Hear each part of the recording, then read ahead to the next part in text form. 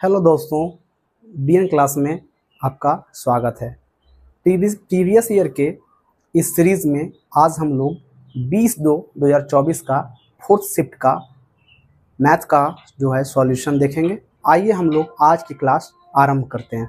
तो पहला सवाल है हमारा कि 2 वर्षों के लिए एक निश्चित ब्याज पर मूलधन पर यानी निश्चित ब्याज और निश्चित मूलधन पर साधारण ब्याज और चक्रवृद्धि ब्याज क्रमशः 12,800 और 14,400 हैं, तो मूलधन कितना होगा। यानी क्या है कि हमारा 2 साल का दिया गया है, 2 साल का यहाँ पर मैं लिखता हूँ, ये है साधारण ब्याज और ये है चक्रवृद्धि ब्याज। तो 2 साल का साधारण ब्याज जो है वो है हमारा 12,800 और चक्रवृद्धि ब्याज जो है वो है 14,400। आप जानते हैं 1 साल का जो साधारण ब्याज होता है और जो चक्रवृद्धि ब्याज होता है दोनों बराबर ही होता है। यानी इसका हम आधा करें, ये 2 साल का है तो 1 साल का 1 वर्ष का जो हमारा साधारण ब्याज होगा वो कितना हो जाएगा 6400, 12,800 का आधा, और इसका भी जो है सेम होगा क्योंकि मूलधन जो है वो सेम है। अब आप देख रहे हैं कि 1 साल के लिए दोनों का जो ब्याज है वो 6400 है, लेकिन दूसरे साल में ये तो जो साधारण ब्याज है ये हमेशा हर साल सेम रहेगा, हर साल 6400 रहेगा। लेकिन चक्रवृद्धि ब्याज क्या होता है, आप जानते हैं कि ब्याज में जो ब्याज आता है वो मूलधन में ऐड हो जाता है अगले साल के लिए, फिर वो मूलधन बन जाता है। इसलिए चक्रवृद्धि ब्याज में हर साल ब्याज जो है बढ़ते रहता है और साधारण ब्याज में हर साल ब्याज, 1 साल का जो ब्याज होता है हमेशा वही ब्याज चलते रहता है। तो आइए हम देखते हैं, यहाँ पर आप देख रहे हैं कि ये जो है 1 साल का ब्याज है 6400, लेकिन 2 साल का ब्याज जो है हमारा वो हो गया कितना, हमारा 14,400। कितना बढ़ गया ये देखते हैं, यहाँ से माइनस कर लीजिए आप, यहाँ पे 0, यहाँ पे 0, 4 में 4 जाएगा 0 और 14 में से 6 जाएगा तो 8। यानी 1 साल का ब्याज जो है 6400 है, लेकिन अगले साल जब ब्याज होता है तो 8,000 होता है। यहाँ से वृद्धि कितना हो गया आप देख रहे हैं, 8,000 में 6400 को माइनस कर देंगे। यहाँ पे मैं आपको करके दिखाता हूँ, 8,000 माइनस 6400, इस तरह यह कितना होगा 6470, यानी ये हो गया हमारा 1,600 रुपये। यानी 1,600 रुपया जो है अगले साल ब्याज बढ़ जाता है। यहाँ से हम रेट ऑफ इंटरेस्ट निकाल लेते हैं, दर कितना है, तो 1,600 गुना 100 और बटा जो हमारा मूलधन कितना है 6400। यहाँ से देखिए आप कट कर दीजिए, 16 चौके 64 और ये, यानी हर साल जो हमारा दर पता चल गया, दर जो कि स्थिर है ये 25% दर है। अब हमको मूलधन ज्ञात करना है, आप इधर रखें, चाहे साधारण ब्याज से निकालें चाहे आप चक्रवृद्धि ब्याज से निकाल लें, यहाँ से निकालना आसान होगा। 25% बराबर हमारा 1 साल का जो है ब्याज है वो 25% है, 1 साल में 25% बराबर हमारा 6400 है। तो हमको निकालना है 100% जो कि मूलधन होता है। 25 में इधर 4 गुना करेंगे ये 100% हो जाएगा, इधर भी आप 4 से गुना कर देंगे ये हमारा मूलधन हो जाएगा। 64 को 4 से गुना करेंगे कितना हो जाएगा 256 पर 2 0, इधर हो जाएगा 100%। 100% हमारा मूलधन होता है, ये हमारा मूलधन है और यही हमारा आंसर आया 25,600 जो कि ऑप्शन नंबर 2 में है। तो इस तरह से हमारा आंसर 2 नंबर। क्वेश्चन नंबर 2, ये आप देखिए, ये जो सवाल है ये परसेंटेज का सवाल है कि यदि किसी ड्रेस का मूल्य 800 रुपये से घटाकर 720 रुपये कर दिया जाता है तो ड्रेस के मूल्य में हुई प्रतिशत की कमी कितनी है। आप देख रहे हैं यहाँ पर 800 दिया गया है और घट के कितना हो गया 720, यानी कितना का कमी हो गया 80, कितना पर 800 पर, यानी कितना हुआ 80 जो है 800 कितना परसेंट है तो 10% है। हम आंसर यहाँ से कर सकते हैं 10%। आइए समझते हैं, पहले कितना था 800 रुपया, दाम घट के कितना हुआ 720, कितना कम हो गया 80, 80 जो है 800 का कितना परसेंट है तो 80 बटा 800 और गुना 100, यहाँ से काट दीजिए, ये 10 हो गया, ये यहाँ से कितना है 10% की कमी हो गई। ऑप्शन नंबर 3 यही हमारा आंसर है। 3 जो कि दिया गया है आयु से संबंधित प्रश्न है। 3 व्यक्तियों की वर्तमान आयु का अनुपात दिया गया है 3:5:7 है। 6 वर्ष पहले इनके आयु का योग जो है वो 87 था। उनकी वर्तमान आयु का जो है वर्षों में हमको निकालना है कि वर्तमान आयु क्या है। वर्तमान आयु का अनुपात दिया गया है 3, 5 और 7। आप तीनों को अगर जोड़ते हैं तो कितना आता है 5, 3, 8, 7, 15। और यहाँ पर दिया गया है कि 6 साल पहले था 87, यानी 6 साल बाद क्या होगा, तीनों में 6 साल जोड़ देंगे तो कितना हो जाएगा 87 में 18 जोड़ देंगे 105 हो जाएगा। तो 15 का रेशियो से 105 यानी 1 का रेशियो कितना निकल जाएगा 7 निकल जाएगा। उस तरह से हमको कौन निकालना है, तीनों का निकालना है। तो गुना करेंगे 7 या 21, 7 × 5 = 35, 7 × 7 = 49। तो इस तरह से हम निकाल सकते हैं। आइए यहाँ से समझते हैं कि 3 दिया हुआ है, 5 दिया हुआ है और 7 दिया हुआ है।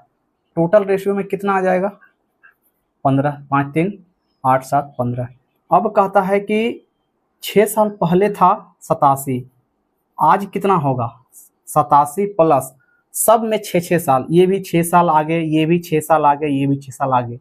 वर्तमान में आने के लिए सब में 6 साल जोड़ना पड़ेगा, यानी कितना जोड़ना पड़ेगा टोटल 18। 8 7 15 5 बाकी 1 8 1 9 1 10, यानी जो 15 का जो वैल्यू है वो है 105। तो 1 का कितना हो जाएगा, 15 से काट दीजिए 7 हो जाएगा। अब हमको जो है इस 7 को सब में पुट कर दीजिए। 7 को 3 से गुना करेंगे कितना होगा 21, 7 को 5 से करेंगे कितना होगा 35, 7 को 7 से करेंगे कितना होगा 49। और यही जो है हमारा आंसर है, ऑप्शन नंबर 3। क्वेश्चन नंबर 4 जो कि औसत से दिया गया है। यहाँ पे सवाल है कि 22 विद्यार्थियों की एक कक्षा का औसत भार 42 केजी है। यदि कक्षा में 33 केजी और 39 केजी भार वाले 2 नए विद्यार्थी शामिल हो जाते हैं तो 24 विद्यार्थियों का नया औसत भार कितना होगा। अगर 42 केजी का ही 2 विद्यार्थी अगर आता तो औसत में कोई फर्क नहीं पड़ता, क्योंकि सेम जितना औसत है उतना ही आ रहा है। तो 2 आए चाहे 4 आए, अगर सेम वजन का आएगा तो कोई औसत में फर्क नहीं पड़ेगा, और सेम वजन का जाएगा भी तब भी औसत में कोई फर्क नहीं पड़ेगा। फर्क कब पड़ेगा, जब कम वजन वाला आएगा या कम वजन वाला जाएगा। आइए देखते हैं। यहाँ पर देखिए हमारा जो औसत है यानी जो बेस है 42 है। पहला जो आया वो आया हमारा कितना 33 केजी का, दूसरा जो आया वो आया कितना 39 केजी का। तो आप देख रहे हैं 42 केजी औसत है और ये कितना आया 39, यानी ये कितना कम कर दिया हमारा -3 कर दिया, और ये कितना कम कर दिया -9। टोटल कमी कितना कर दिया, ये यहाँ से दोनों को प्लस करेंगे तो कितना हो जाएगा -12। अब जो -12 है इसका डिस्ट्रीब्यूशन जो है सब पर होगा, सब यानी टोटल जो 2 नया आया वो भी शामिल करते हैं। टोटल कितना विद्यार्थी हो गया 24, तो -12 और बटा 24, यहाँ से हम काटते हैं तो 1/2, यानी कि हो रहा है हमारा -0.5, यानी कि जो टोटल औसत है उसमें हमारा इतना जो है कमी हो गया। तो टोटल हमारा औसत पहले था कितना 42.0, अभी कमी कितना हो गया 0.5, माइनस कर दीजिए कितना हो जाएगा, 10 में 5 गया 5, यहाँ कितना बच गया 1, और यहाँ कितना बच गया 4। इस तरह से 2 लड़कों के आने से जो हमारा नया औसत हुआ वो कितना हो गया 41.5, और यही हमारा आंसर है, ऑप्शन नंबर 1। क्वेश्चन नंबर 5 जो कि अनुपात समानुपात से दिया गया है। आप देख रहे हैं पृथ्वी के पास नाशपाती और आड़ू 10:13 में, सलीन के पास जो है 7:9 में, और विक्रम के पास जो नाशपाती और आड़ू का अनुपात है वो 5:7 है। हमें बताना है कि सबसे ज़्यादा जो अनुपात है वो किसके पास है। तो यहाँ पर देखिए पहला है 10:13 यानी 10/13, दूसरा जो है वो है 7/9, और तीसरा जो है वो है 5/7। तो सबसे आसान प्रक्रिया है कि इसको आप भाग दे के देख लें, दशमलव में जो भी आएगा जिसके पास ज़्यादा या कम रहेगा वही हमारा आंसर होगा। यहाँ से लगाते हैं तो ये समझ लीजिए कि यहाँ दशमलव देंगे तो 100 बन जाएगा। तो 100 में हम 13 से भाग लगाते हैं, 13 सती 91, बच गया 9, 9 पर 0 यानी 90। 13 से फिर लगाते हैं तो 13 छक 91 ज़्यादा हो जाएगा, 13 छक 78। तो यहाँ दशमलव के 2 अंक तक लगाते हैं, यह 0.76 हुआ। यहाँ से आते हैं 9 से लगाते हैं तो 9 8 72 हो जाएगा, ज़्यादा हो जाएगा, यानी 9 सती 63, यहाँ पॉइंट है 9 सती 63, यहाँ बच गया 7, 7 पर 0 70, फिर कितना हो जाएगा 9 सती 63, ये हो गया। यहाँ से आते हैं 7 से भागा लगाएंगे यहाँ दशमलव देख के, तो यहाँ पर 50 है, 7 सती 49, यहाँ बच गया 1, तो कितना लगेगा 1 पर 0 7 1 7। तो यहाँ देखिए ये जो हमारा रेशियो है अनुपात में और दशमलव में निकाला गया है, आप यहाँ से स्पष्ट कर पा रहे हैं कि सबसे ज़्यादा कौन है। तो हम देख रहे हैं कि सबसे ज़्यादा जो हमारा अनुपात आया है ये आया है, और ये किसका है 2 नंबर में सैलिन, ये सैलिन है, ये पृथ्वी है, और ये हमारा विक्रम। तो इस तरह से जो यहाँ पर अनुपात है वो सबसे अधिक किसके पास है, सैलिन के पास है। हमारा आंसर ऑप्शन नंबर 3, और यही हमारा आंसर है। प्रश्न संख्या 6 जो सरलीकरण से दिया गया है, यह बहुत ही आसान सा सवाल है। आप देख रहे हैं यहाँ पर छोटी ब्रैकेट दिया गया है और मंझली ब्रैकेट यानी मीडियम ब्रैकेट दिया गया है। यहाँ से हम सॉल्व करते हैं तो ये देखिए 48 है, उसके बाद माइनस, यहाँ 20 में 8 को अगर हम माइनस कर दें तो यह कितना हो जाएगा हमारा, यह 12 हो जाएगा। इसके बाद जो है इसको हम बंद रखते हैं अभी, और यहाँ पर भागा है, इन दोनों को ब्रैकेट के अंदर को गुना कर देते हैं, यह कितना हो जाता है 12। 48 में 12 को माइनस कर देते हैं, यह 36 हो जाता है, और भागा इसमें 12 है, यानी कि जो हमारा आंसर आ जाएगा वो कितना आ जाएगा 3। बहुत ही साधारण सा सवाल था। Answer number 2। क्वेश्चन नंबर 7 जो कि लाभ और हानि से दिया गया है, यहाँ आप देख रहे हैं कहता है कि एक कुर्सी का अंकित मूल्य उसके क्रय मूल्य से 20% अधिक है। यदि 20 रुपये की छूट के बाद कुर्सी 220 रुपये में बेची जाती है तो लाभ प्रतिशत कितना है। हम देख रहे हैं कहा जा रहा है कि अंकित मूल्य उसके क्रय मूल्य से 20% अधिक है। अगर क्रय मूल्य 100 है तो अंकित मूल्य कितना हो जाएगा, अंकित मूल्य हमारा हो जाएगा 120, क्योंकि 20% अधिक है। अब कहता है 20 रुपये छूट देने के बाद, यानी कि अगर ये 100% है, ये 120% है, 20% अधिक है, तो अब देखिए यहाँ पर 120% में ध्यान दीजिएगा 20 रुपये छूट दे दिया तो छूट के रूप में 20 रुपया मिल गया। ये अंकित मूल्य में हमेशा याद रखिएगा कि जब भी छूट मिलता है हमको अंकित मूल्य पर मिलता है, या सूची मूल्य पर जो डब्बे पे लिखा होता है वही हमारा अंकित मूल्य या सूची मूल्य है, जिसको हम लोग MRP बोलते हैं। तो यहाँ से 20 रुपया माइनस कर दिए, तब क्या होता है कि हमारा जो विक्रय मूल्य है वो मिलता है हमको 220 रुपया में। अब यहाँ से देखिए 120% बराबर क्या हो जाएगा हमारा 220, और ये 20 उधर चला गया तो जुट गया जाके 240। इस तरह से जो है हमारा 120% बराबर इतना है, तो 100% बराबर क्या हो जाएगा, 100% क्या है हमारा क्रय मूल्य निकल जाएगा 240 बटा 120 और गुना 100। यहाँ से काट दीजिए, 200 रुपये हमारा क्रय मूल्य हो गया। अब कहता है देखिए विक्रय मूल्य तो पता ही है 220 रुपये, और क्रय मूल्य मालूम हो गया 200, तो लाभ कितना हुआ, लाभ हुआ 20 गुना 100। और लाभ और हानि की गणना हमेशा किस पर होती है, क्रय मूल्य पर होती है। तो क्रय मूल्य हमारा जो 100% है कितना निकला 200, यहाँ हम लिख देते हैं 200। अब देखिए क्या हो रहा है, 2 से कट कर दीजिए, यानी जो है हमारा 10% जो है ये क्या हो रहा है, लाभ प्रतिशत बराबर हमारा कितना आ गया 10, ऑप्शन नंबर 1। क्वेश्चन नंबर 8 जो कि परसेंटेज से दिया गया है, आप देख रहे हैं यहाँ पर कि विक्रम ने परीक्षा में 32% अंक प्राप्त किया और 15 अंक से अनुत्तीर्ण हो गया।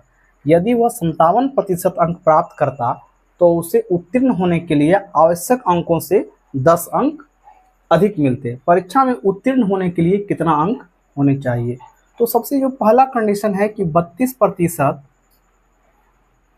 अंक प्राप्त किया और 15 नंबर से वो फेल हो गया, तो इसको 15 नंबर दे दीजिए बराबर। इधर क्या है कि 57% अंक जो है वो प्राप्त करता है और जितना पास मार्क्स है उससे वो 10 नंबर ज़्यादा ले आया, तो इसको कम कर दीजिए। अब देखिए ये भी पास मार्क्स है और ये भी पास मार्क्स है, यानी दोनों बराबर है आपस में। अब इस 57 को 32 को उधर कर दे रहे हैं, तो 57% अब माइनस हो जाता है हमारा 32%। परसेंटेज वाला को एक साइड कर रहे हैं और अंक वाला को एक साइड कर रहे हैं। इधर क्या है 15 है, ये उधर जाके प्लस हो जाएगा 10। अब इन दोनों को माइनस करेंगे तो हमारा कितना आ रहा है 25%।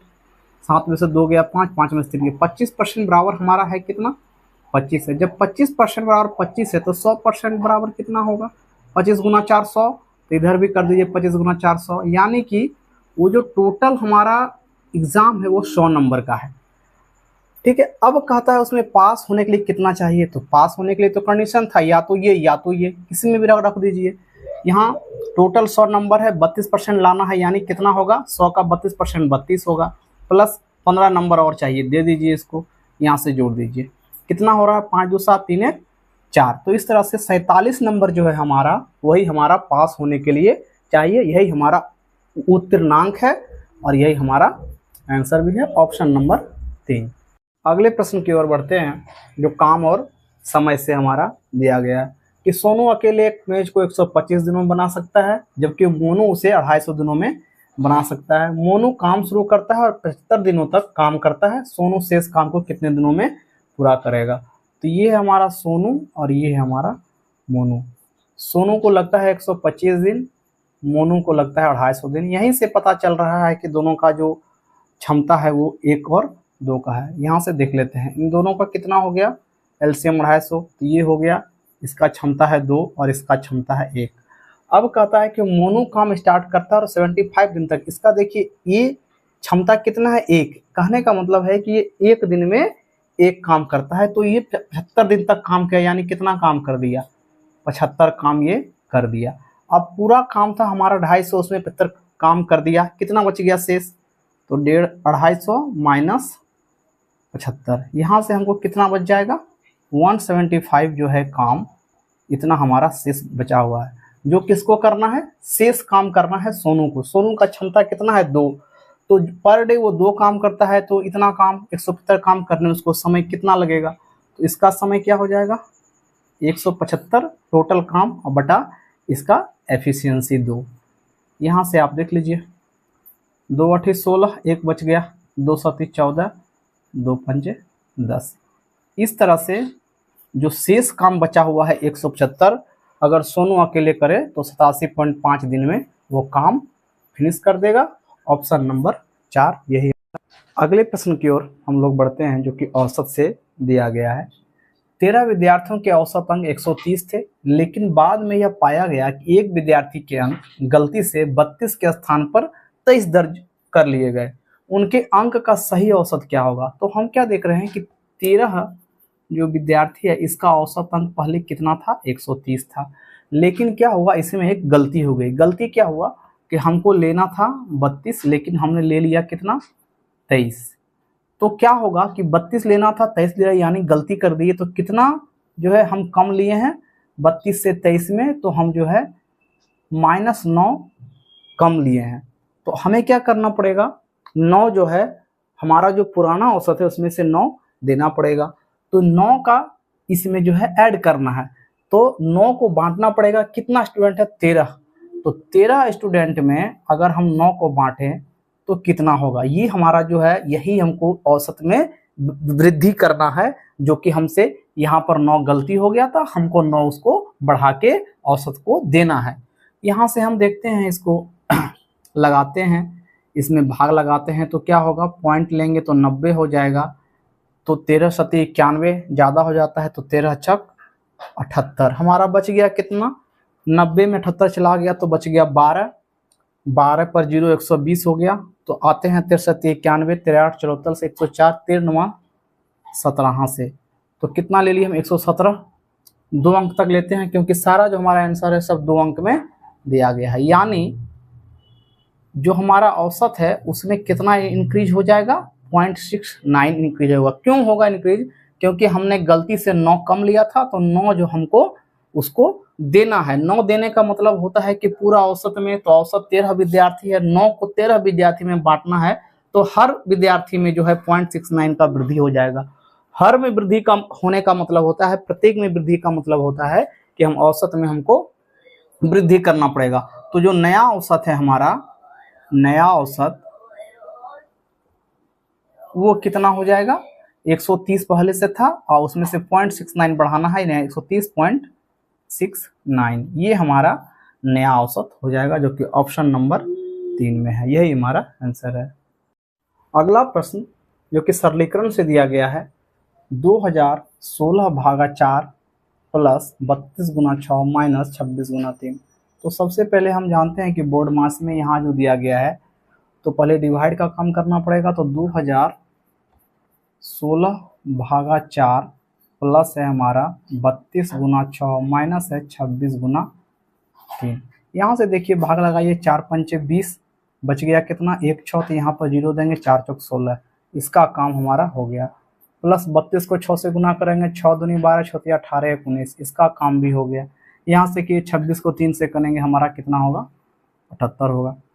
आप जो है यहाँ से हम डिजिट सम भी चेक करके बना सकते हैं और सॉल्व करके भी बना सकते हैं। पहले हम डिजिट सम यहाँ से चेक करेंगे, लेकिन पहले सॉल्व कर देते हैं। 4 2 6 हो गया और 9 9 हो गया, यहाँ पर 5 1 6 हो गया, माइनस 78 को करेंगे, 16 में से 8 गया तो 8 हो गया हमारा, यहाँ पर 8 में 7 गया तो 1 हो गया, यहाँ पर 6 हो गया। तो हमारा जो आंसर होगा वो 618 होगा। ऑप्शन नंबर 2 यहाँ से डिजिट सम भी हम चेक कर सकते थे कि 5 4 कितना हो रहा है। यहाँ से आते हैं डिजिट सम,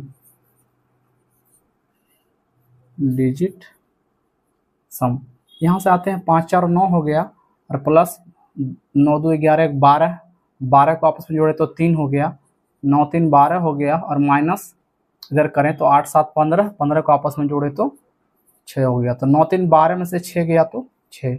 ये हमारा डिजिट सम है। यहाँ से हम चेक कर सकते हैं जिसका डिजिट सम 6 होगा वही हमारा आंसर होता। तो 6 2 8 8 16, 16 को आपस में जोड़ेंगे 7 होगा, ये नहीं हो सकता है। ये तो हमारा आंसर है। यहाँ से चेक कर लेते हैं 6 1 7 8 15, 15 को आपस में जोड़े तो डिजिट सम 6। यहाँ से चेक करते हैं 4 2 6 6 12, आपस में जोड़े 3, नहीं हो सकता। 6 2 8 6 14, आपस में जोड़े तो 5, नहीं हो सकता। तो डिजिट सम चेक कर यहाँ से भी करके हम आंसर दे सकते थे, और हमारा सॉल्यूशन तो ये है ही। तो इस तरह से हमारा जो आंसर है वो 618 है। प्रश्न संख्या 12 जो कि लाभ और हानि से दिया गया है। एक अंकित जो है एक वस्तु को 10% की हानि पर बेचता है। यदि वो ऐसे 30% कम मूल्य पर खरीदता और 26 रुपये कम में बेचता तो उसे 10% का लाभ होता। वस्तु का क्रय मूल्य कितना है बताना है। मान लिया जाए कि यहाँ पर जो है 100 रुपया हमारा क्रय मूल्य है, और इसको कहता है कि 10% की हानि पर बेचा। तो पहला जो विक्रय मूल्य हो गया वो कितना हो गया, 90 रुपया हो गया। 100 रुपया था टोटल था, और इसमें 10% का हानि मतलब 90%, यानी 90 रुपया। उसके बाद दूसरा कंडीशन है यदि वो उसे 30% कम पर खरीदता, यानी कि ये जो हमारा क्रय मूल्य था 100, वो खरीदता है कितना में, 70 में, और 26 रुपया कम में बेचता तो उसे 10% का लाभ होता। अब देखिए ये हमारा दूसरा क्रय मूल्य है, और यहाँ पर 10% का लाभ हो रहा है, यानी विक्रय मूल्य कितना हो रहा है, 70 का 110% हम निकालते हैं अगर, तो कितना हो गया। यहाँ से हमारा दूसरा जो है विक्रय मूल्य मालूम हो गया। एक विक्रय मूल्य तो हमारा ये था, और दूसरा विक्रय मूल्य हमारा ये एक कंडीशन में विक्रय मूल्य और एक पहले कंडीशन में विक्रय मूल्य। अब कहता है कि दोनों जो विक्रय मूल्य है इसका डिफरेंस कितना है, 26 रुपये है। तो 90 में अगर हम 77 को माइनस करें तो कितना हो रहा है हमारा, 10 में 7 गया 3, 8 में 7 गया 1, यानी 13 जो है वो 26 को रिप्रेजेंट कर रहा है, यानी 1 जो है वो 2 को रिप्रेजेंट करेगा। हमारा क्रय मूल्य कितना है 100, तब 1 अगर 2 है तो 100 कितना है, तो 100 गुना 2 कर दीजिए, बराबर कितना होगा 200। यही हमारा क्रय मूल्य है, यानी इस प्रश्न का जो आंसर है वो है ऑप्शन नंबर 1। प्रश्न संख्या 13 जो कि रिमाइंडर थ्योरम से दिया गया है, शेषफल प्रमेय से दिया गया है कि 35 पर पावर अगर 29 हो तो 10 से भाग करें तो शेषफल हमारा क्या होगा। तो 35 पर पावर 29 है, इसको हम 10 से भाग कर रहे हैं, तो आप 10 से पहले 35 में भाग दीजिए, कितना शेष रहेगा। तो आप देख रहे हैं कि 10 या 30, 30 तो कट जाएगा, बचेगा 5। अब 5 का पावर 29 है और बटा यहाँ पर 10। अब क्या होगा, 5 का पावर आप कितना भी करें, हर बार जो शेषफल होगा वो 5 ही होगा। आप देख लीजिए 5 का अगर स्क्वायर करते हैं कितना होता है 25, 25 में 10 से भागा दीजिए, शेष कितना आएगा 5। 5 का आप क्यूब कीजिए, कितना होता है 25 25 125, 125 को भी 10 से भागा दीजिएगा तो 120 कट जाएगा और शेषफल बचेगा 5। तो इस तरह से 5 का पावर जो भी हो उसमें से अगर हम 10 से भागा देते हैं तो हर कंडीशन में हमारा जो शेषफल होगा वो 5 ही आएगा। ऑप्शन नंबर 3 यही हमारा आंसर है। अगला सवाल जो कि समय और दूरी से दिया गया है कि एक बस अपने निर्धारित समय से 60 मिनट देर से रवाना होती है, लेकिन 300 किलोमीटर दूर स्थित गंतव्य तक समय पर पहुंचने के लिए उसकी सामान्य चाल में 10 किलोमीटर प्रति घंटा की वृद्धि की जाती है। बस की सामान्य चाल कितनी है। कहने का मतलब है कि एक बस जो है 1 घंटा बाद जहां से खुलना था वहां से 1 घंटा बाद, तय समय से 1 घंटा बाद वो खुली, लेकिन जो उसका सही समय था डेस्टिनेशन पर पहुंचने का वहां वो सही समय पर पहुंच गई। तो क्या हुआ कि उसका चाल जो पहले का चाल था उसमें हमको 10 किलोमीटर प्रति घंटा जो है उसको हमको इंक्रीज करना पड़ा, तभी वो बस अपने समय पर पहुंच पाई। तो हमें बताना है कि बस की जो सामान्य चाल है, जो पहले का चाल था वो कितना है, कि उसमें 10 किलोमीटर हम बढ़ा देने के बाद जहां पहुंचना था वहां तय समय पर वो पहुंच गई।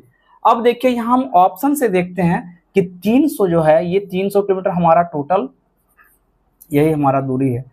अब यहाँ देखिए ये फैक्टर देखना पड़ेगा कि 300 से पूरा पूरी कटने वाला कौन है, उसी में हमारा कोई भी आंसर हो सकता है। तो 60 से कट जाएगा, 40 से ये पूरा पूरी कटेगा नहीं, इसलिए हमारा ये इसमें ये पहले ही ऑप्शन कट गया। 30 से भी कट जाएगा। अब देखिए कहता है कि पहले अगर 30 होता तो बाद में हमारा कितना होता, 40 होता, लेकिन 40 से 300 नहीं कट रहा है, इसलिए 30 भी हमारा आंसर नहीं होगा। अब देखिए, अब यहां पर देखना है कि पहले अगर 50 होता है और बाद में अगर 60 होता है, ये दोनों से हमारा 300 कट रहा है, और आप देखेंगे कि दोनों का जो टाइम का डिफरेंस है वो 1 घंटा है।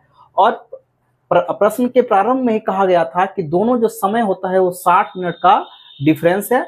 तो हम देख रहे हैं कि अगर स्पीड, पहले स्पीड जो अगर 50 होता तो हमको समय कितना लगता, 6 घंटा। बाद में हमने क्या किया कि स्पीड 10 किलोमीटर प्रति घंटा इंक्रीज किया, यानी बाद में हमने क्या किया है कि 50 था, इस बार कितना किया, 60। तो अब हमको समय कितना लग रहा है, 5 घंटा। तो आप देख रहे हैं कि बाद में यहाँ देख रहे हैं पहले हमारा 6 घंटा लग रहा था और बाद में हमारा लग रहा है 5 घंटा, यानी दोनों जो समय का डिफरेंस है वो 1 घंटा है। इसका मतलब जो हमारा सामान्य चाल है वो कितना था, 50।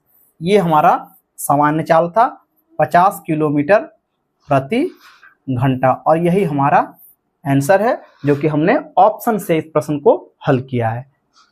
अगला सवाल जो कि गोला से दिया गया है 15 नंबर का, यहाँ पर कहता है कि अगर त्रिज्या दी गई है, गोले की त्रिज्या 3.5 सेंटीमीटर दी गई है, तो इसका पृष्ठीय क्षेत्रफल निकालना होगा। पृष्ठीय क्षेत्रफल क्या होता है, पृष्ठीय क्षेत्रफल यहाँ पर लिख देते हैं, ये गोला का पृष्ठीय क्षेत्रफल बराबर होता है 4 पाई आर स्क्वायर। अब 4 ये पाई हमको पता है 22/7, आर का मान दिया हुआ है 3.5, स्क्वायर है तो हम 3.5 कर देते हैं। यहाँ से इसको उड़ा दीजिए, ये 10 हो गया, ये 7 × 5 = 35, 5 दूनी 10, 2 दूनी 4, 2 पंचे 10 और 5 सती 35।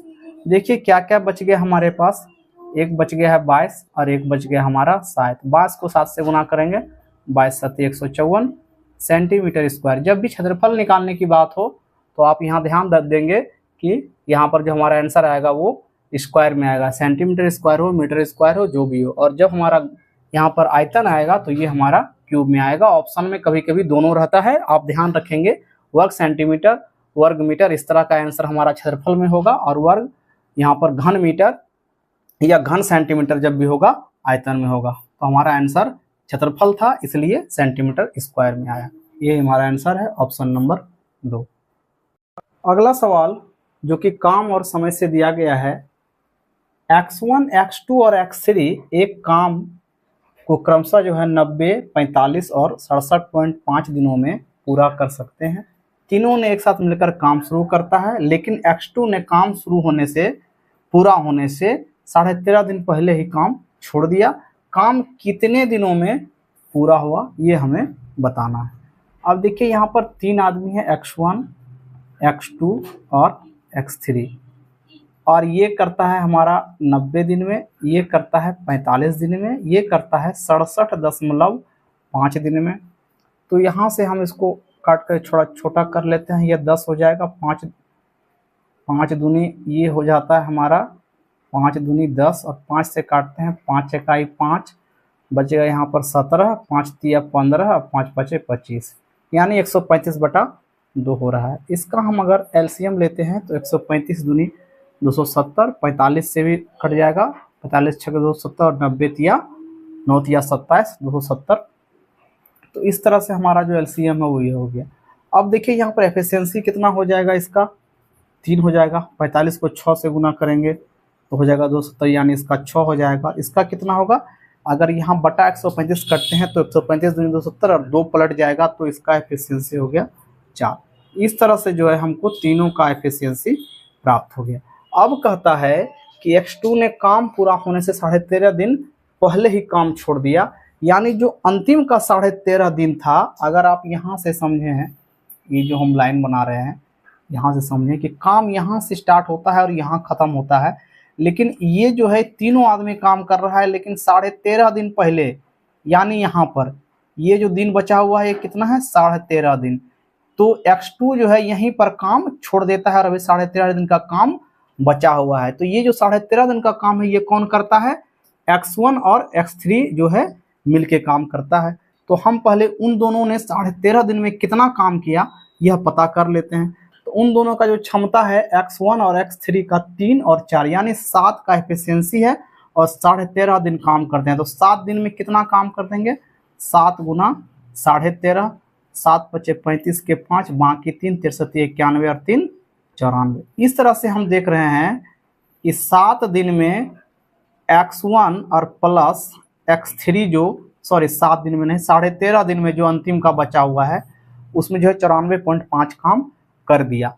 अब जो है हमारा इतना काम बचा हुआ है और यहाँ पर तीनों आदमी मिलके यह काम को करते हैं। तो काम कितना बचा हुआ है, 94.5 काम हो गया है। टोटल काम हमारा 270 है। तो 270 में माइनस कर देते हैं हम 94.5। अब हमारा कितना आता है, 10 में 5 गया 5, 9 में से 4 गया 5, यहाँ बच गया 6, 16 में से 9 गया 7, यहाँ पर 1। तो 175.5 काम यहाँ पर बचा हुआ है और ये काम कौन करेगा, तीनों मिल के करेगा। तो अब एफिशिएंसी देखिए हमारा क्या है, 175.5 ये टोटल हमारा काम है और तीनों मिलके करेगा, यहाँ तक तीनों मिलके करेगा। तो 6 3 9 4 13, यहाँ पॉइंट उड़ाते हैं, यहाँ पर 10 हो जाता है। 13 से काटते हैं, 13 इकाई 13, यहाँ बच गया 4 पर 5 45, 13 या 39, यहाँ बच गया कितना 6 पर 5 65, 13 पचे 65, यहाँ से 13 कट गया, 10 से भाग लगाएंगे 13.5 दिन। तो आप देख रहे हैं कि यहाँ से यहाँ तक भी हमको जो काम करने में लगा है वो 13.5 दिन लगा है और इधर जो है इधर भी 13.5 दिन में x1 और x3 मिलके किया है और इसमें तीनों मिलके किया। तो टोटल अगर दिन पूछा जाए कि काम कितने दिनों में पूरा हुआ तो हमारा कितना हो जाएगा 13.5 और प्लस 13.5 यानी 13 दूनी 26 और 1 27। इस तरह से टोटल जो दिन हमारा लगा वो कितना लगा 27 दिन और हमारा आंसर ऑप्शन नंबर 4। प्रश्न संख्या 17 जो कि लाभ और हानि से दिया गया है। यहाँ देखते हैं कि हमारा अंकित मूल्य दिया गया है 11,800 रुपये और इसका विक्रय मूल्य 7,788 रुपये है। छूट प्रतिशत हमें ज्ञात करना है। तो विक्रय मूल्य अंकित मूल्य हमारा 11,800 है और विक्रय मूल्य हमारा 7,788 रुपया। यहाँ से हम देख लेते हैं छूट कितना मिला। 10 में 8 गया तो यहाँ पर 2, यहाँ बच गया 9 में से 8 गया तो 1, यहाँ 7 में 7 गया तो 0 और 11 में 7 गया तो 4। इस तरह से हमको छूट जो प्राप्त हुआ है वो 4,012 रुपये छूट प्राप्त हुआ है। यही जो निकालना है कि यह 11,800 जो कि अंकित मूल्य है उसका कितना परसेंट है। तो 4,012 गुना 100 हमको परसेंट में व्यक्त करने के लिए और 11,800 यहाँ से हम काट देते हैं। अब देखिए यहाँ से आप डिजिट सम भी चेक कर सकते हैं। पहले हम इसको सॉल्व कर लेते हैं। 118 या 354, तो 6 देंगे तो ये हो जाएगा 360, यहाँ हमारा 6 है और फिर 40 दे दीजिएगा तो हो जाएगा 400 और एक और है। टोटल कितना हुआ 40 1 41 6 यानी यहाँ 47 और उसके ऊपर 2 यानी कितना हो गया 472। 118 को 4 से करेंगे 472। इस तरह से जो हमारा है 34% आंसर आ गया। यहाँ से आप डिजिट सम भी चेक कर सकते थे कि 8 1 9 1 10 यानी कि हमारा जो डिजिट सम है वो नीचे कितना आ रहा है 1 आ रहा है और ऊपर जो है हमारा कितना आ रहा है 2 1 3 और 4 7। यानी कहने का मतलब है 7/1 यानी कि जिसका भी डिजिट सम अगर 7 होगा वही हमारा आंसर होगा। आइए यहाँ से चेक करते हैं।